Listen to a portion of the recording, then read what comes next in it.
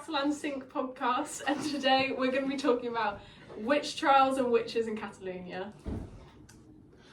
Did anyone know about witch trials before they found out about them? Not in That's Catalonia. such a big thing. No, No. neither. Well, the witch hunt, or the Caceres de Bruces in Catalonia, was a manifestation of misogyny that targeted primarily women in the early 15th to 18th centuries. They often targeted women of sort of positions of weakness within society. So poorer women, women who were illiterate, women who were prostitutes, some who were French immigrants, and also often women that were not married or in relationships. So it basically was a way to persecute the women for being different, as the way that society didn't really view them.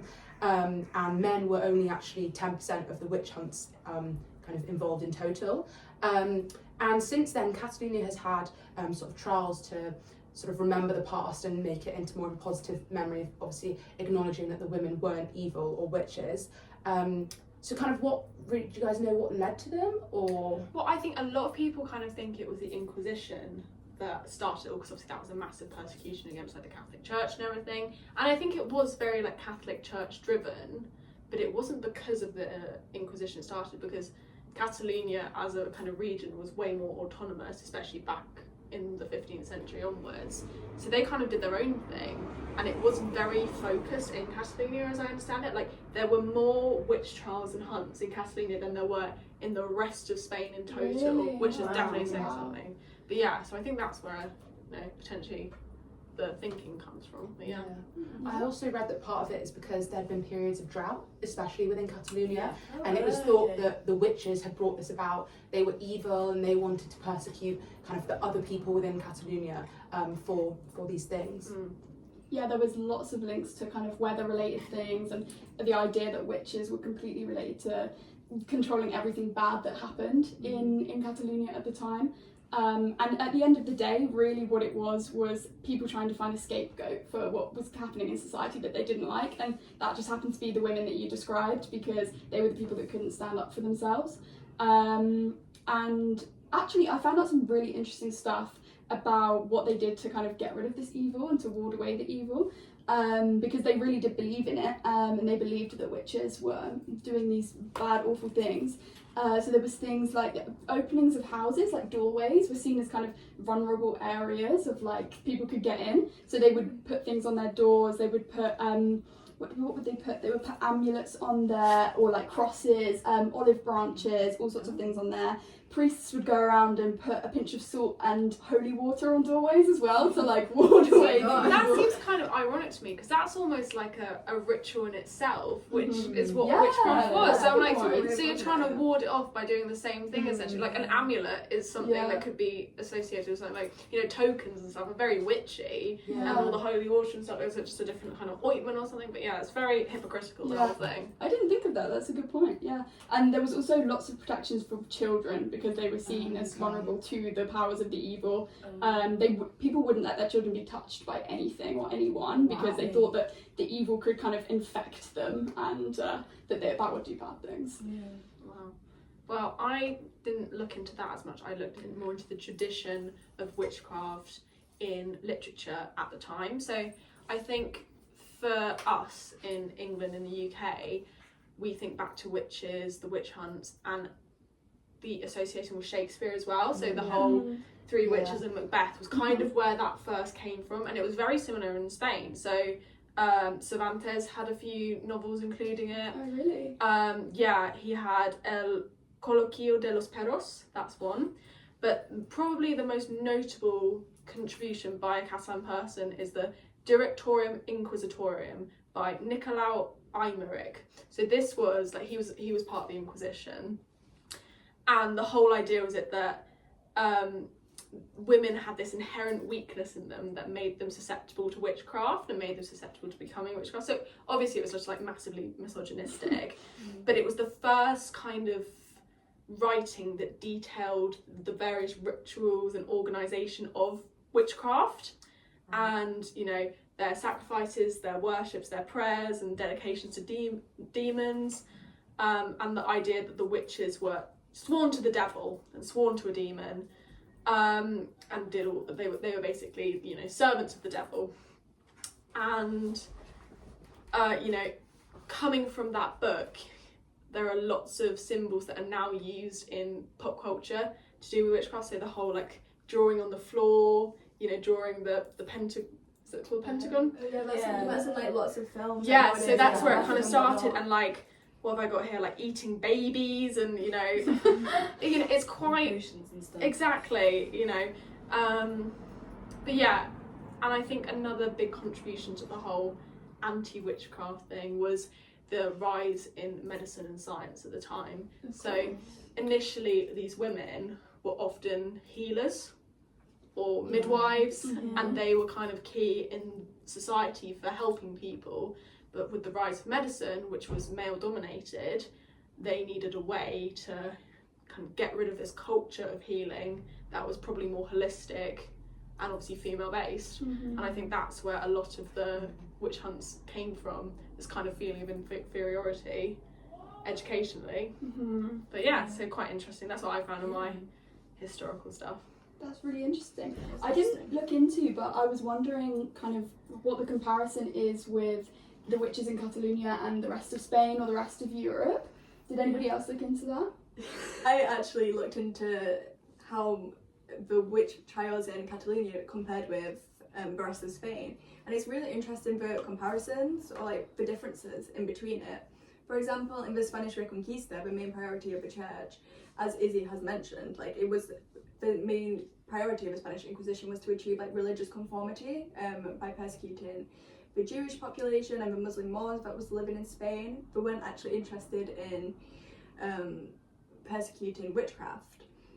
But it was like at the start of like the 1500s that I'd say this idea of witchcraft was starting to become more like spread, and all the things associated with it, and like causing this fear of like, maybe we need to control this, like maybe this is bad, maybe this isn't a good thing. So like because of this, the kingdom of Navarre was conquered in 1512 under the pretense of like, we need to sort out and monitor these rampant heretic beliefs and like religious non-conformity, which, as you mentioned, because there was like the autonomous communities had like Too much power. Yes. And so they decided they needed to conquer this to like make sure that they can monitor what they decided as an evil, and this led to the first like mass witch trials, like one of the first mass witch trials in Europe, the Navarre witch trials, like 1525 to 1526, and this was basically where the Council of Navarre, they sent a special commissioner into the Pyrenees to search for witches. So basically this special commissioner came in with, he was hired to like search for Pyrenees, and he brought with him two young girls, like sisters, who was 9 and 11 years old, and apparently these girls could, they could detect witches by looking in the eyes for like the devil's mark. And obviously I think there's lots of questions of, we can say like, these were like 9 and 11-year-old girls, like they were not in like, were they coerced into doing this? It's like obviously it's a lot of power on them, and like we don't know the exact number of like women that were sentenced to death by them, but it was quite a significant number, because the Supreme Council of the Spanish Inquisition intervened and requested for autonomy to be transferred to them in this case. And basically it became so much that they had to release like guidance on what would decide, like on how they would conduct witch trials. What, because this commissioner was just like so intense. Like, so like, you're a witch, and then straight away like hung or burn or whatever they did. No like, fair trials. Also, the two girls with the 9 and 11, and then being able to see witches. It sounds like what you said. That sounds a bit witchy in itself. Yeah, definitely. because you never know, like at what age would they turn around and be like, hang on a second, you're the witch. Exactly. Just because they were children, they weren't seen as witches. Yeah, and it draws a lot of like on what you were saying of like the autonomy of the communities, of like there wasn't actually persecuting like witches as much at the start, because they said, like what's really interesting is that their guidance was not to like sentence the witches to death, but was to like re-educate them. Like they accepted a bit, they acknowledged that witchcraft exists and that the Sabbath of Satan exists and whatnot, but besides re-education is like the most important priority when it comes to it. So this actually stopped witch trials in the rest of Spain from like 1526 to 1611. There was like some loopholes though of like more people at that time were executed for heresy instead of witchcraft. Yeah. So it's still a bit debatable like Yeah. how effective this was. Yeah. But the Spanish Inquisition, I think what's happened then in Catalonia and like in the Basque witch trials of 1609 is like this Inquisition it had shortcomings in like preventing like local secular courts from doing the trials themselves, which is like what's happened with Catalonia. But in the Basque witch trials of like 1609, 7,000 people were accused of being a witch. Wow. Yeah, but only 6 were executed, which Oh. shows Oh, like wow. yeah. That's surprising. But it was like men were accused, children were accused, priests were accused. Like it was very, very widespread. But despite these setbacks, like the Spanish Inquisition were like very able to like minimize the charge of witchcraft and prioritize the charge of heresy instead. So by the mid 17th century, it was dying out, and then in 1767, that was like the last time somebody was executed for witchcraft in Spain. How would you say it compared in Europe? Well, I looked at 3 different countries, the most infamous countries for witchcraft in Europe at the time, other than Spain. I looked at Germany, Switzerland, and Scotland. Scotland. Yeah. So Germany was generally known for their execution rate across Europe, with an average of 20,000 people executed. Wow, that's And high. apparently half the women and men ever executed for witchcraft were German, which was also quite surprising. Goodness. I didn't Okay. know that. The most renowned witch trials were the Würzburg witch trials of 1625 to 1631, in which the Prince Bishop Philip Adolf von Herrenberg announced his desire to cleanse his area of witchcraft. So basically just to eradicate all witchcraft. However, many of the testimonies against witches happen to be against, again, as you said, like young women, poor, and they tended to be more vendettas than actual testimonies. So it seems a bit more like, Yeah, I think You know it's, what I mean? you know, obviously there's no proof to it, so I think No, it of is all a bit of hearsay and telling on your neighbour a little bit, which, Yeah. you know, happens throughout history for multiple different reasons. But it seems like it can't be a coincidence that it happens to always be this same group of yeah. women. Yeah. Definitely. And these testimonies began to increase gradually as the more people get executed, then more people would claim there were more witches. Right. So it Yeah. managed to increase. And then I looked at Switzerland, and of the 30,000 to 60,000 people executed for witchcraft, it's estimated that 6,000 of the deaths took place in Switzerland, Wow. in Europe. And Switzerland was one of the first countries where witches were prosecuted for witchcraft, like regardless of any involvement with the church. So this was completely secular. And the politicians at the time used these testimonies and all of these executions as a way to tighten their grasp on the population, obviously. And again, 70 to 80% of these deaths were working class, poor women, tended to be single as well, which is also quite interesting. And the last woman to die at stake in Switzerland in 1731 was the Catalan, who was convicted with stirring up storms, working with the devil, and being able to transform into any animal. Which I wonder how they could have. How did they prove that? Did you find that, like, obviously you're going to talk about Scotland in a second, that there were like multiple different ways of execution, or was it all kind of, obviously like burning is the one you think about the most, but Yeah. we learned that hanging was the big thing in Catalan. Were there like other ways, or is it just I think burning and hanging were two of the most. the main ones? And I think it probably depended on the country. Some would do it different ways, and they'd obviously torture as the same. and Right, then yeah. eventually execute. And then finally I looked at Scotland, which is also known, especially in the UK, for their rates of... Okay. In Scotland there were two ways that they would tend to convict the witches, and the first one was the neighbours of the suspected witch would claim to have some like supernatural activity going on next door, and then the other one would be the confession from the witch herself, which was normally through torture, and that would obviously be more sort of, that would be a more reliable source. Yeah, well, false Yeah. confession, yeah. Well, we all watched the documentary of the Bruches La Gran Mentira, didn't we? Yes. We did. And I wanted to know your thoughts on it, because it was a very, very interesting documentary, wasn't it? Yeah, It was. Yeah, no, I definitely agree. I think it was just very interesting to see how, from the get-go, it sort of highlighted the injustices that the women faced. You know, it's very clear through the way that the woman is detained and then put in jail, and she's not even really given a proper reason.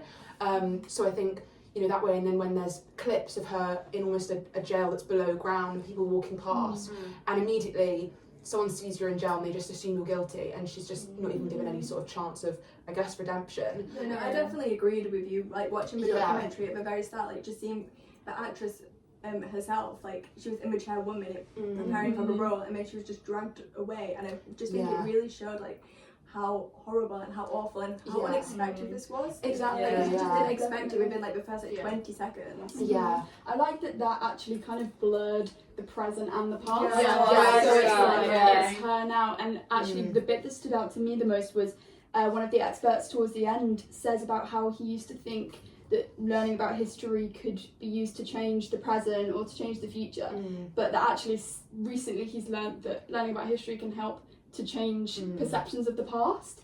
And so that's really what this documentary does, because at the time those witches were seen as the bad people, but actually it really frames the witches as perfectly normal people who were framed for absolutely nothing. And I think the fact that Catalonia has formally pardoned 700 of the women who were like hung for witchcraft, it shows that society is changing, and its perceptions of women are changing.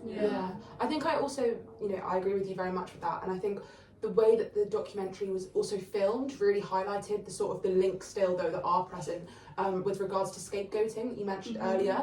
Obviously the dramatisation with the woman is filmed in the castle, yet all the interviews with the historians, they're still filmed in the castle but with the more modern lighting. And I think that sort of, I think it was there was one historian called Alejandro, and he sort of discussed how people, for example, during the pandemic, they still scapegoated people there, as you know, as a result of their insecurities and, you know, moments of discomfort, I guess. I think, sort of, just to jump in, even in, you know, the scene where she's stripped naked by the I don't know what you'd call them, not the police, but you know what I mean, you know, the interrogators. Even on the wall they use like neon signs and stuff to like almost that like blending of past and present together, which I think was a really interesting artistic choice, and also like very relevant with the whole scapegoating conversation as well.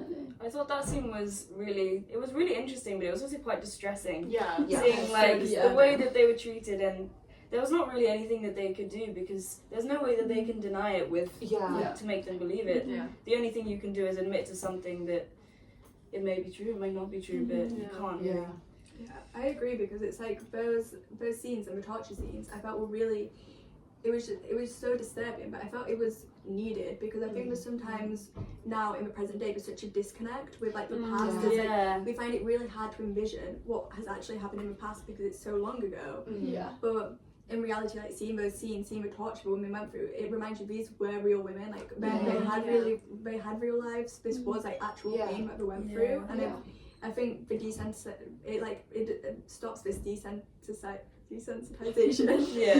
of like the women's pain, because it's like it was so disturbing, like seeing her toes get like chopped off and whatnot. It was awful. It was awful. And I think even if you think about, you know, what they went through, like their deaths and stuff, you know, we put it as a number, you know, there were 7,000 hangings of the witches, but that is 7,000 mostly women who were tortured and interrogated and abused and taken advantage of, I imagine, and then kind of, you know, had this awful long drawn out death for what, the crime of being a widow, the crime of being a bit different, for the crime of, you know, having the ability to heal people or deliver babies safely, you know, I agree, it really takes away from any kind of desensitization or detachment we have from the numbers.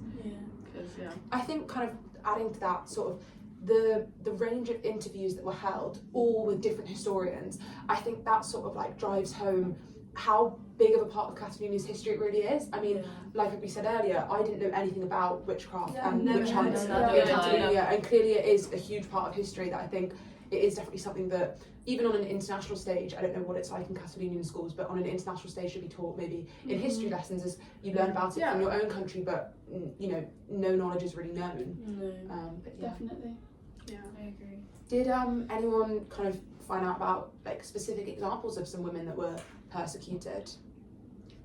Yeah, so I did a little bit of research into a woman called Katarina Trenka.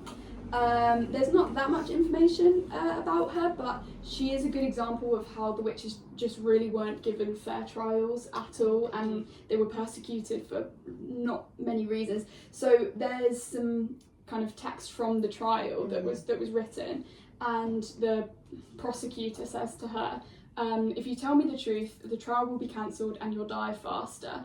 And she then says, I've done nothing wrong, neither against people nor God. And then she's just tied down on a rack in a dungeon, and they turned a wheel and it tore her tendons apart. Sorry, that was really gross. Oh my god. But so like it just shows that all they did was ask her for her opinion. She said no, and it didn't matter. But what actually is more interesting to me is that although she was completely denied a fair trial, a fair life, or a fair death, actually now there is a Catalan band. They're a really, really small Catalan band, but I found them on Instagram. And they're called Na Trenca, but it relates to her, and in their bio it says, we're empowered, feminist, artistic young women, and we're witches like Katarina Trenca. And I thought that was really nice that they're kind of that they know about this woman first of all, and that they're taking her legacy and trying to make something good out of it. And they sing about feminism and trying to change the narrative. So I thought she was interesting. That's pretty interesting. I looked into a woman called Margarita Taferna, who was from Teresa, and basically she was accused of being a witch in the early 1600s. And this was because her husband had recently lost his job and he disappeared from the town that she lived in. So she became increasingly isolated from her community, and unfortunately she began to go a bit crazy after this. One thing I think that was disturbing but interesting about her story is she her suffering before she actually was persecuted was things people started, before she kind of the ideas of her being a witch were created, she was stoned and had damaging accusations thrown towards her by what were her friends. So it shows that as horrible as the actual punishments were, it didn't just start there. It was a long drawn out process, both of mental issues of being isolated from your friends, but also physical injuries. So they were originally brought forward by her brother, the accusations. He accused her of bewitching his wife so that she would be unable to have children, and then Margarita would inherit his assets. So she and then she then became accused by 5 other women at the time, and they all accused her of sacrificing animals, murdering people, and also bewitching people. So there was a tradition that would say if she was a witch, Joanne Font, the witch hunter at the time in the area, would wash your back, and if he saw the sign that the devil created, then you were a witch, and he did this and said that he saw the sign. So she was questioned. She did confess to being a witch, but I think it's sort of, she confessed that she'd flown into the air to meet under a pine tree with a demon who appeared as a very handsome young man wearing red clothes. It's a shame that obviously she wasn't almost given a choice. She had to say she was a witch, even though I think, unfortunately, as I kind of said, she had struggled mentally, and that was probably more it. It wasn't that she actually was a witch. But also unfortunate circumstances, like her husband disappearing. And Exactly. Stuff, It's just like the betrayal from your own, your own family. Exactly. But I mean, similar to what you said, I think her legacy has somewhat been turned into more a positive one. So since 2015, she's been a character in Terraces. Pop culture. So for example, in parades, she's often one of the characters, the kind of big ones that walks through. So I think it's nice to know that she's almost had some sort of positive influence on Catalonian culture nowadays. Obviously it's a shame that her history's had to go that way though. Well, I found a woman whose name was Joanna Montagnola, but she was also known as Joanna la Negra, like Joanna the Black. And she was initially from Andorra, and she married her first husband. He died very young, so she was widowed quite young. before moving down to Sallent in Catalonia, and she remarried this guy, Joan Pons. Did you just mention him? No, font. Oh, I was going to say, wouldn't that be great? Anyway, so she was taught folk healing by her mother and taught her own daughters the profession, so they were kind of a long line of midwives, healers, that kind of thing. And she was actually first accused of being a witch in 1580. She was acquitted.